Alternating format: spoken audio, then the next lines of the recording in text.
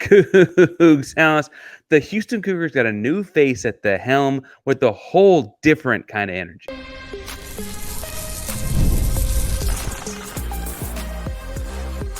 You are Locked On Coogs, your daily podcast on the Houston Cougars, part of the Locked On Podcast Network, your team every day.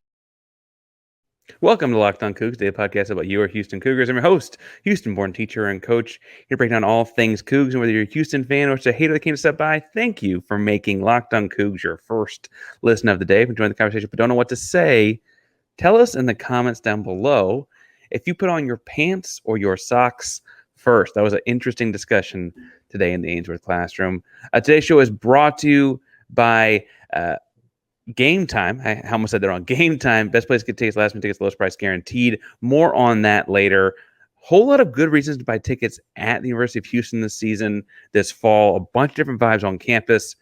New Athletic Director Eddie Nuñez was introduced by Khator and Tilman Fertitta. There's some interesting things to break down from that.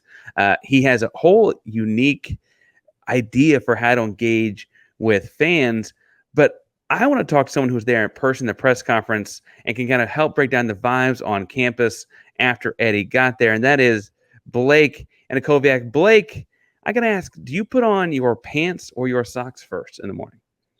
Definitely a socks guy. I hate having my feet out. Couldn't tell you why. Fair enough. All right. On a more serious note, Eddie Nuñez was visibly energetic at the press conference today. You got to ask him a question, and I want to do it one a second one too. In the room with the energy, you've been around Pez for a year before this. What was the difference? What was it like? Yeah, it was definitely it was an exciting place to be. There's a lot of fans on Twitter who are kind of like calling strikes from the outfield, writing off the hire immediately before he's done anything. I'm not really a fan of that. He made a lot of big promises that kind of like 80% of what they talked about revolved around money, which makes sense. The current budget's like $80 million a year, and that's dead last in the Power Four. And Khator said like that makes no sense. We're in Houston, like that can't be something we're okay with. They said about 1 million times there's a lot of work to be done. So you could see the excitement on his face. He had literally gotten to Houston like 14 hours prior to that press conference. He got there that night. So, we talked about why he wanted to be here, and, you could tell he's excited about it. He's going to bring a new energy. And, I was a fan of Pesman, if I'm being completely honest. But, now we've got something new, and I'm excited to see what he does with it. I got to be honest, Pesman was nothing but kind to me. And so I don't mean to say this in any other kind of way. I think he was the AD that got Houston to the Big 12. He shook the right hands, kissed the right babies. I think the job outgrew him. I think it turned into between the Big 12 and the NIL world, and it just changed. And I think that Eddie feels like the right kind of guy for this world when you look at like the situation he inherited in New Mexico and how he turned that around, built it to one of the most respectable group of 5 NIL collectives that there is. You talk about his fundraising stuff at LSU and that background and all of that. You mentioned people calling strikes from the outfield. I'm not trying to make you one of those people, but you saw the hire when everyone else did. His name's been kind of in this race since the beginning. I would argue it was interestingly not even a favorite at the beginning, but it was a favorite down the stretch, obviously. What was your thought when the finalists and then ultimately were announced? Well, I think, a point they echoed a few different times was they didn't want somebody who had been where it's easy, because at Houston, it's not easy. This is a fan base that at times has lacked in the financial department donors who there's just not a lot of them, and that's a point both him and Khator made, is like we can't rely on these same 10 to 15 people. So I think what we got really is a salesman, and I like I like that sort of, I guess, archetype of an athletic director. So, you come from New Mexico, and I think in many ways, Houston has been and is a Power Four program. And I think, that predates the Big 12 move. But in other ways, there's still, some group of 5 skeletons in the closet. And I think one of those is, the NIL situation. So I think bringing on someone who, has that Power Four experience, which I think is still important at LSU, especially one in the same region. There's going to be some of the same contacts that he's going to, pull over from that experience. But having somebody also who has been in that group of 5 realm, who's had to fundraise with maybe not, not like a Notre Dame fan base that's gonna throw money, like it's nothing, So, he talked about, like you said, expanding the donors to not just the haves, but also, if you're a Houston fan, we will take your $5. Like it's he mentioned a million times it takes a village, and we have to get everybody on board, not just Tilman Fertitta and friends. Tilman Fertitta and his buddies that write a check that comes from essentially the same bank account. Are you mentioning $5? And I had to ask. This is not necessarily directly to Houston. One of the most useless things I've seen on social media is that I know what Oklahoma you're about to State talk is about. going with QR codes in the back of their helmets.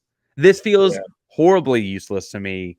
This is when I'm asking you as a younger person, next generation, am I just old? I don't think anyone's going to scan the QR code in the back of my, I don't think anyone's going to do that. No, like, what are they doing? Yeah. I mean, I don't know how, even if you wanted to, I don't really know how you could unless you're sitting in the front row. But if you're sitting in the front row, you know how to open up your smartphone and type in a website. So it, to me, that screams, that's virtue signaling is what that is. That's telling players we will try to pay you. That no one's going to use that code. No one's going to use it. I almost feel like it'd be more useful to put their Zelle as their nameplate or something like Yeah. like I don't Don't say I that don't too get loud. Colorado might hear you. it. Well, let's hope we get it first, I guess. I saw that and I was like, everyone was like talking like this is the future, this the whatever. I was like, that's stupid. Like I don't know what the deal is. Yeah.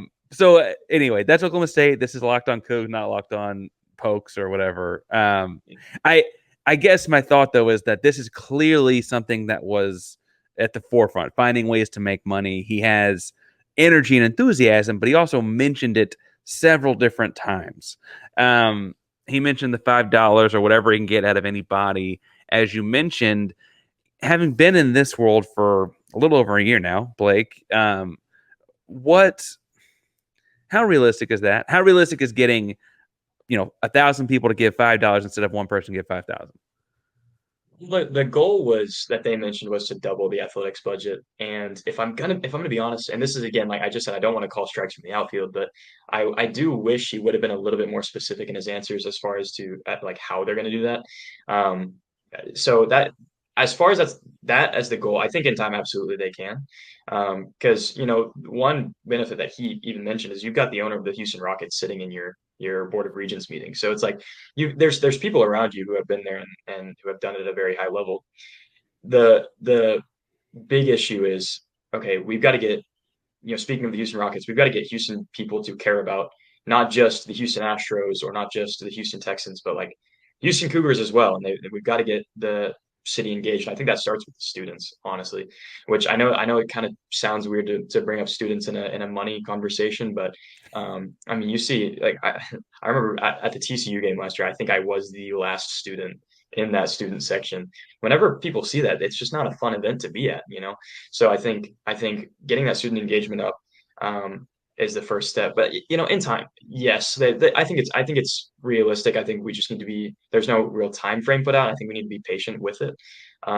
His deals, to me, in my mind, I see the deal as at 5 years, and I feel like that's a pretty realistic timeline for all the major goals they've set out, like doubling the athletics budget. So, in a 5 year time span, it's going to be very, very difficult? Yes, absolutely. But I think, for the most part, the promises that they have been making are obtainable. I won't necessarily say realistic, but there's a reasonable world where you could see them pushing for that. Well, and I wonder how much of it'll do with his background at several universities, not just New Mexico or LSU, but in marketing. He was involved at Vanderbilt and a little bit at Marquette and stuff like that too. And I wonder where that comes in because, like you mentioned, the goal would be to make this a cool Houston thing, not just a kids on campus thing, to make it something that people show up to. I know it's been a minute since I've been on campus for a whole lot, but I do think that you see kids walking around campus in the TCU shirts, in the Tech shirts, in the Texas shirts or whatever, because that's who they grew up rooting for.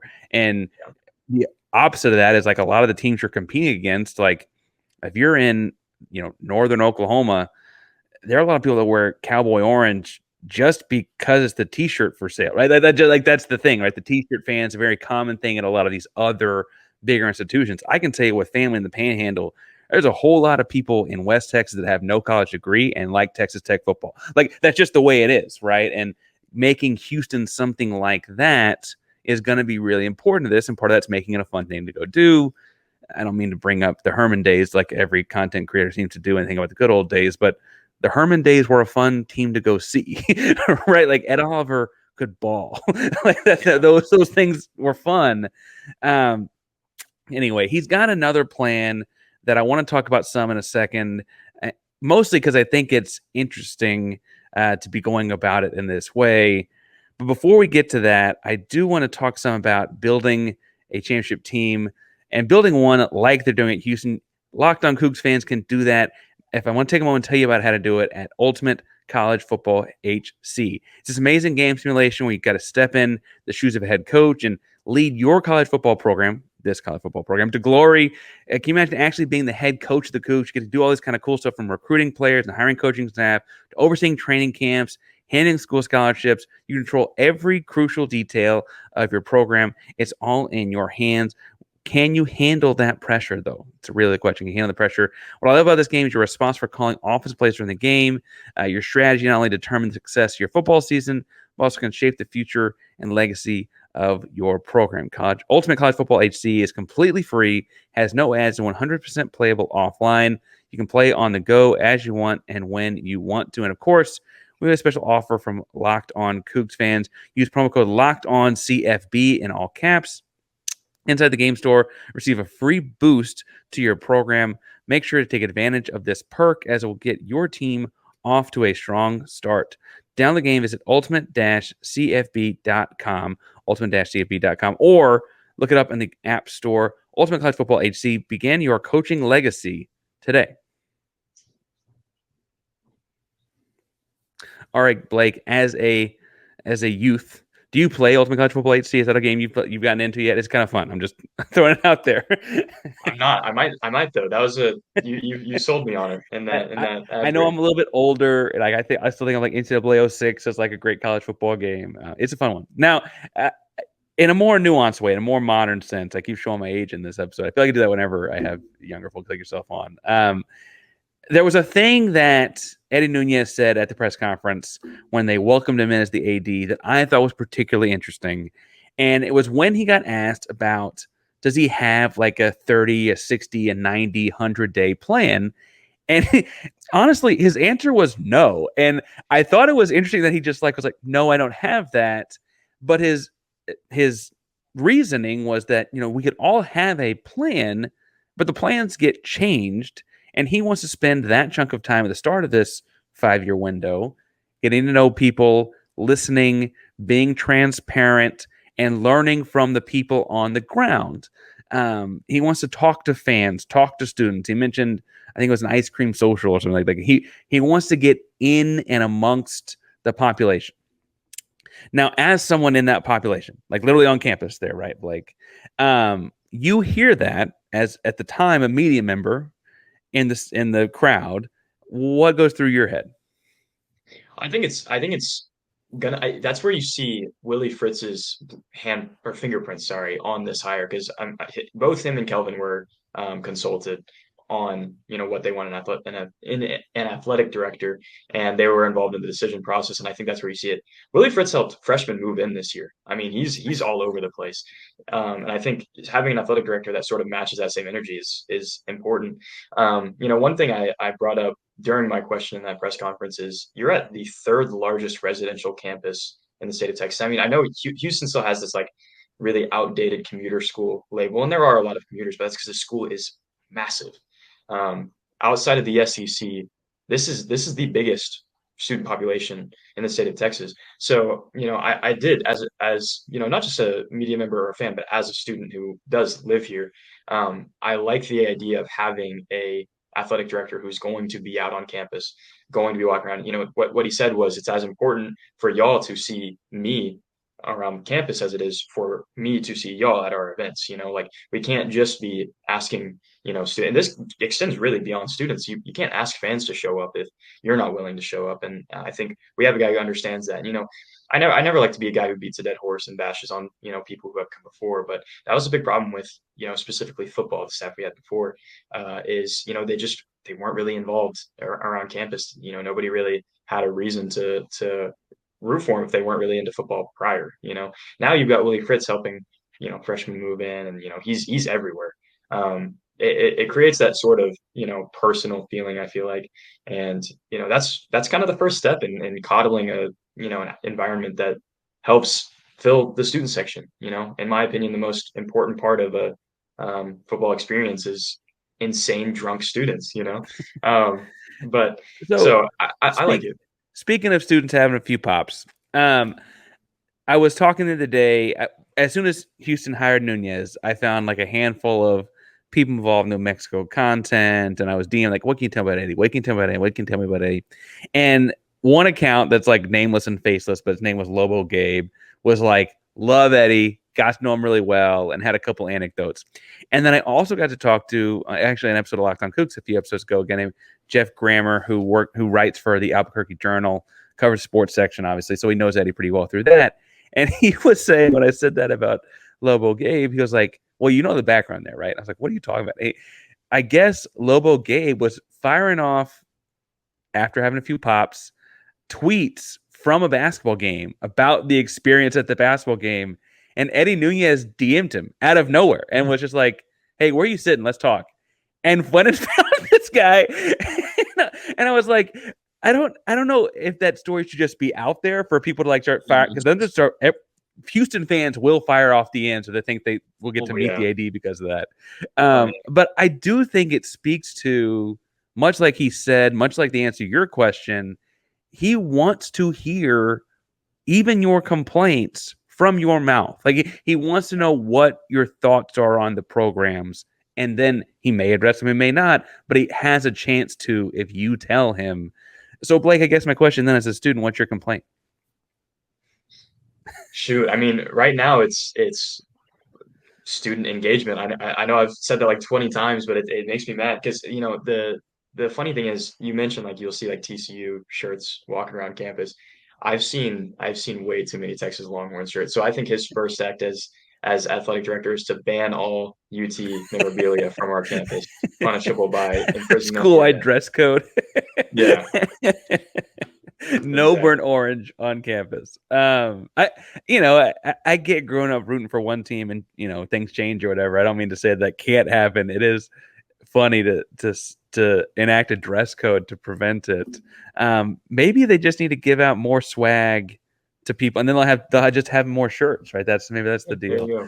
I don't mean to say that people should have a few and then DM Eddie. I don't mean to flood his DMs with all that.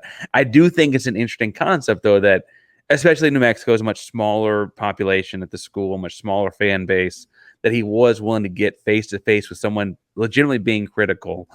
And I think that there will be plenty of people at Houston being critical if my 33 years on earth has shown me anything yet. He mentioned a handful of challenges that he'd gone through. LSU and hurricanes, COVID, and having a program in New Mexico. I don't think people realize that, maybe weren't paying attention. They could not have sporting events in New Mexico in 2020, and they had to have TV games to fulfill their media rights deal. And so they had to play like home football games in Las Vegas. Basketball games were in like West Texas. I mean, they had to bounce around some things. I thought, him mentioning that was impressive as far as like, you kind of put all the pieces together. He's been through a lot. Before we move on, and because I have other questions too, what was the most impressive thing Eddie left you with? Well, it's actually something Dr. Khator said, and it reminded me of Willie Fritz a little bit, kind of the same. It's interesting you bring up the COVID situation and displacement. She said, like, I want somebody who has a fire in their belly to solve the problems on their own. I don't want to have to push them. Like, I want them to basically be a go-getter. And with that whole COVID debacle, it's the same thing pretty much that Willie Fritz went through at Tulane, having to practice, and I think it was Birmingham, Alabama. So to me, it's like, especially like I said, it's going to be hard at Houston. I got a good feeling about his work ethic. I know there's a lot of questions about, maybe certain numbers. I know there's a few Twitter accounts who put out complaints that I saw that you addressed, and I did really appreciate that. Um, I'm actually not that smart, if I'm being honest, so I don't know all about those numbers. But as far as people person and a hard worker, I think Houston really did get somebody who's self motivated and is gonna do the extra things. Being in the city of Houston, I mean, you can't have enough relationships, you can't have enough conversations, and I don't think he's ever gonna get enough of those. So there are concerns for sure, and there are valid complaints with the hire. I'm not trying to sit on a high horse and tell you not to be, not to have an opinion as a fan, but give him a chance. I think the work ethic will make up for whatever, number gap may be there right now. You brought us something Khator said. I want to talk about other things that Khator said as well. But first, I also want to talk about, we're talking a lot about the football season and this upcoming football season being really important for fundraising. And the place to get tickets for any football, basketball, maybe if you want to go to the Astros, concerts, comedy shows, anything in town, the place goes to the Game Time app. Down the Game Time app today, use code Locked On College for $20 off first purchase. They got all kinds of cool last minute deals, flash deals, zone deals. They'll show you what your seat's view will be like in that seat, in that row, in that section for that event at that venue. If you can find tickets in the same row and section somewhere else for less, they'll credit you back 110% of the difference between tickets. They call that the lowest price guarantee. Take the guesswork out of buying concert tickets, baseball tickets, or football tickets with Game Time. Download Game Time app today, create an account, and use code Locked On College for $20 off your first purchase. Terms apply. Again, create an account. Locked On College, LOCKEDONCOLLEGE for $20 off. Download Game Time today. Last week's lowest prices guaranteed. All right, you mentioned Dr. Khator talking about the fire in the belly. There are a couple of things that they said. I thought it was interesting, and there's not necessarily a single quote for this. Excellence doesn't come cheap. We want to double the budget. All those kind of things been thrown around. This was the most blunt I've ever heard Khator be on the athletic budget. And I got to be honest, she is the president of the university, so I guess the word president, has political kind of. It was kind of like a politician about how to fix the country, and I was like, that's your job. Right? Like I was like, okay, I appreciate the candor, but at some degree, this also falls to Khator. But it was, I thought, nice to hear it just addressed. It's the elephant in the room, right? The money, the dollars and cents.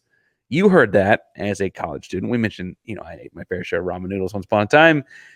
What do you hear that and think when President Khator says, all right, this needs to get fixed. There's not enough money in the room here. Well, I hope that doesn't mean is a tuition hike. I'll start with that. That's fair. That's fair. Yeah. She mentioned that, money's not going to come from the state, obviously, because you can't use state funding into athletics for good reason. To me, what that means is, okay, we need to get after this market. We're in, I think it's the fourth largest city in the entire country. There's a wealth of businesses who are starving for advertisement opportunities and whatnot. I think, to me, not so much as a student, but just as like a resident of Houston, Texas. I mean, I drive down, on the way to the store, on the way to church, whatever. I drive past the city, and I'm passing a million businesses. I feel like you just have to get after this market at some point, because really that's kind of the great equalizer. A lot of the blue bloods of college football aren't located in big cities. The only one off the top of my head I can think of are like USC. And everybody kind of, right when NIL got passed, we're all talking about USC because, like, wow, Hollywood, all this whatever. Houston should be the exact same, and I think it's the same for schools like UCF. Speaking of our opponent this year, Oklahoma. I mean, they've got awesome donors, but closest city is Oklahoma City, and that's like a fraction of the size of Houston. So that's kind of where you really get a chance, especially in this new era going forward, to not only close the gap with blue bloods, but being in a conference that is, getting unequal revenue. That's where you personally can close the gap. So, again, I agree with her sentiment of it doesn't make sense. You're in Houston, you've gotta secure this market. And the beautiful thing, it's kind of like recruiting, being in a city this big, you don't need 100% of it. Yeah. Oklahoma needs 100% of Norman. Texas A&M needs 100% of College Station. I could go on and on. It's the same thing with recruiting. You don't need every 5-star in Houston. You just need to, if you can get 20 to 30% of the recruits you want in Houston, you're going to put together a pretty good football team.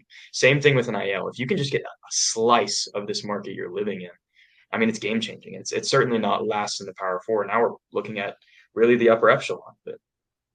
I think you mentioned USC. The example I go to is Miami. It's same kind of thing, right? Like you're in a big city. It's not that there aren't Florida fans. It's not that there aren't Florida State fans. It's not that there aren't FIU or FAU, which one's in.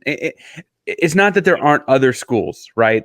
It's that Miami's got a big enough chunk that it's got John Ruiz. That's our Tilman Fertitta equivalent. I guess there's Bitcoin money or whatever in Miami, and then it's just got a portion of the city, right?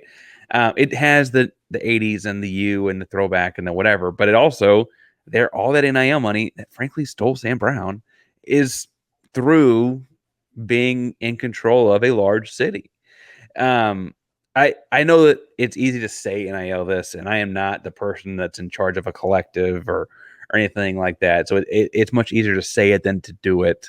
But it just does feel like making connections locally is going to be important. Even if it's not a Houston alum, there are going to be people that want to have big advertisements at football games. Part of that, if they want to have good football games, you got to make sure you win some games along the way. But I just think those things go hand in hand. The other part was, so Tilman Fertitta is the big donor. And he commented, you alluded to a little bit earlier, about wanting someone who had not only been where it's easy, who had not only been at the big SEC school with all the fans, who had only been at the Power 4 school that has all the money. And I think there has been a sentiment that some of the candidates from LSU's and Tennessee's and what have you didn't know a world where it was hard to raise money, right? It's not hard to raise money in Baton Rouge. It's the only show in town, and it's a big deal, right? We mentioned there were people, I like the phrase, I'm going to keep saying it, that you said, calling strikes from the outfield, that actually use that kind of as a ding on Nuñez. After hearing Tilman mention that was kind of intentional, do you feel like New Mexico weirdly helped him? Or how did that change at all what you thought about the hire? Did it matter at all? I think it absolutely matters. I mean, especially there are a group of 5 programs that have really passionate fan bases that will donate. I say this respectfully, but New Mexico really isn't in that category. Like that's a really difficult, like candidly, we can call a spade a spade. That's a difficult place to raise money. And as far as I hesitate to bash on the fans too much because the fan base really is developing, growing in real time. Yeah. Thank you, Big 12. But right now, it's not a Norman. It's not a Baton Rouge. It's not it's not an SEC fan base. It just isn't. So coming from somewhere where I think especially better than the other candidates that had been rumored, he understands the challenges that he will face at Houston because he's already experienced them. He's already experienced, maybe a fan base that doesn't give as much money as would be, ideal. So to me, that's like, I don't see how that's a slight at all. The experience is not, the numbers might not look as good as, maybe an SEC counterpart, but again, he's playing a different game there. It's like if I scored more points on freshman difficulty than you did on Heisman, it's not you're grading on a curve at that point. So he's experienced difficult environments where it's not easy, and now he's coming to one where it'll be easier than New Mexico for sure, but it's not going to be handed to him, and I think it's good that he's already sort of experienced that. I think there's something to be said about having been in charge too. And just like it's different when you're the man in charge or the person in charge versus the assistant. I likened it when the hire was made to like not every coordinator is a good head coach. There's just something different about it that you want to make sure you've got someone that's done it before. I thought it was I appreciated Tilman saying it that bluntly too, though, because it directly addressed some people's concern, I think. If I'm being candid. Blake, we're going to keep talking some, but we're going to change gears a little bit. Before we do that, tell people you've got a lot of content. Your content game's constantly growing. You're there doing it in person on campus. Blake Antkowiak on X and all that good stuff. But what are you working on these days? Well, I'm a writer for Cougar Digest. That's cougardigest.com too. So whatever you platform you're on, I'm probably somewhere on there. So Blake Antkowiak is normally my handle. On Instagram, it'll be Coogs Coverage. And yeah, 247 Sports. I write on that website from time to time as well. Coogs Coverage is the fun graphic stuff we all see too. So pay attention when you see a Houston graphic. If it's got Coogs Coverage on it somewhere, that's Blake. It's not always got Blake's face on it, but it's Blake's stamp somewhere on it for sure. Thanks for coming on again, Blake. For sure. Thanks for having me.